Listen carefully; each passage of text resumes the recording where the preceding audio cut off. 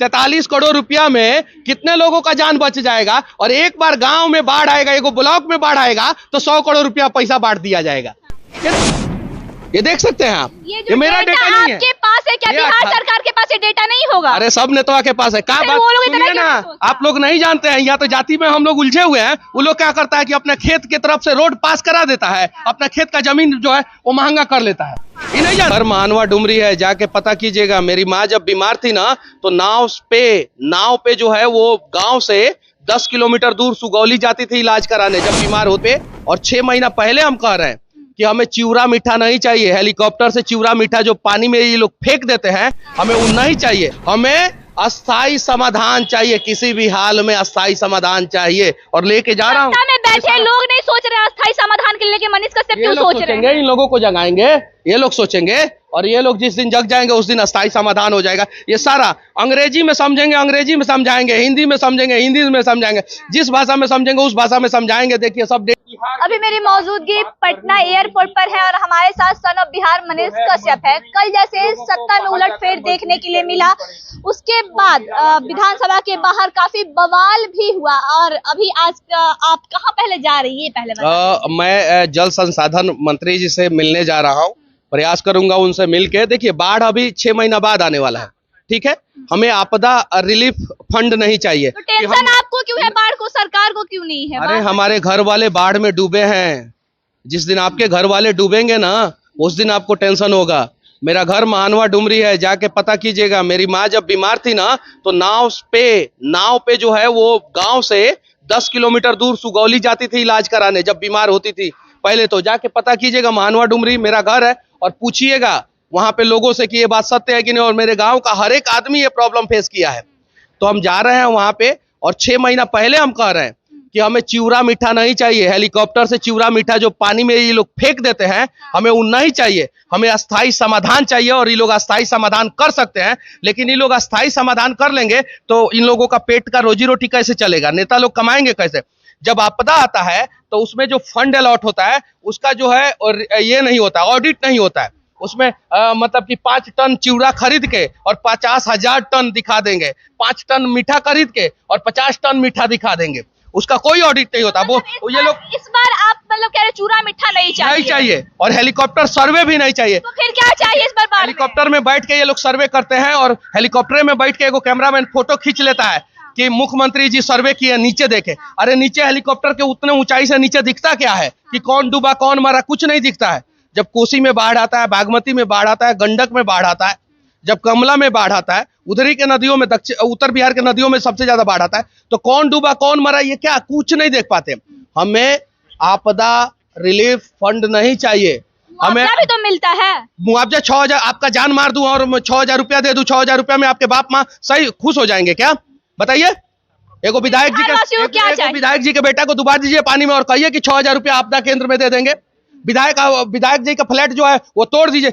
पता है एक व्यक्ति जो है 12 साल मेहनत किया था अपने बेटी की शादी के लिए, बाढ़ का रहने वाला वो व्यक्ति था। मुझे नेशनल न्यूज की एक रिपोर्टर ने ये बात बताया, चित्रा त्रिपाठी जी ने मुझे ये बात बताया था दिल्ली में ये बात।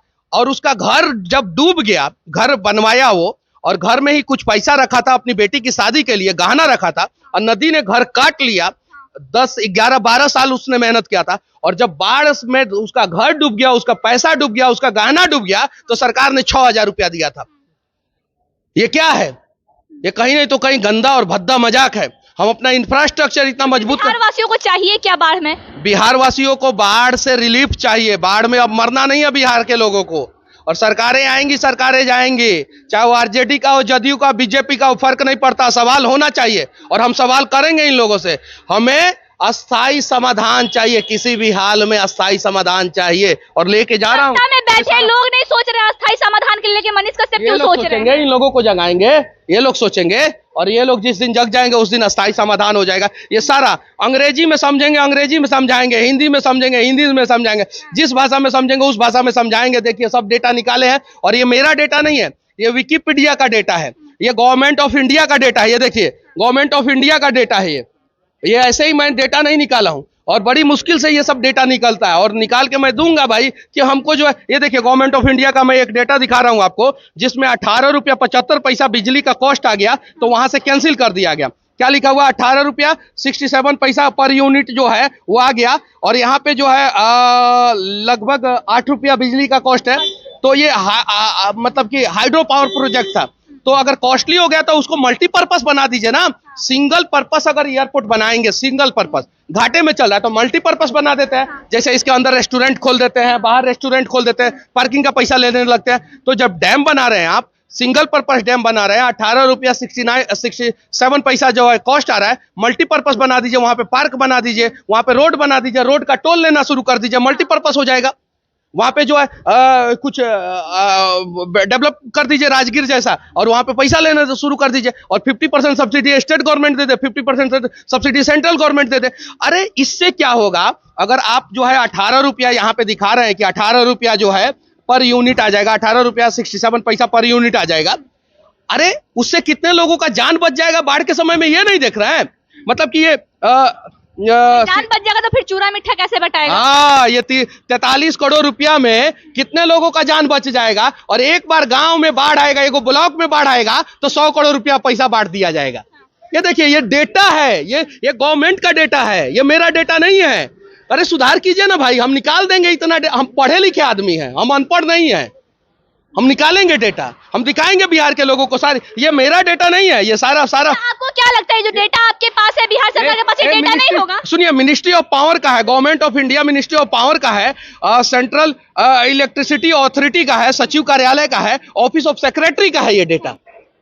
ये देख सकते हैं आप, ये मेरा डेटा नहीं है। आपके पास है क्या? बिहार सरकार के पास ये डेटा नहीं होगा? अरे सब नेता के पास है। क्या बात सुनिए ना, आप लोग नहीं जानते हैं, यहाँ तो जाति में हम लोग उलझे हुए हैं। वो लोग क्या करता है कि अपने खेत की तरफ से रोड पास करा देता है, अपना खेत का जमीन जो है वो महंगा कर लेता है। ये नहीं जानते हैं आप लोग, गरीब का खेत खरीद लेगा सब, पहले खरीद लेगा 200 एकड़ 300 एकड़, और बाद में जो है उसी खेत की तरफ से रोड पास करा देगा, और खेत जो है 20 हजार रुपया में खरीदेगा कट्ठा, और 20 लाख रुपया कट्ठा बेचेगा। ये तो खेला होता है, ये खेला हो रहा है बिहार में, और इन सब खेला के लिए मैं बिहार के लोगों को जगा रहा हूं।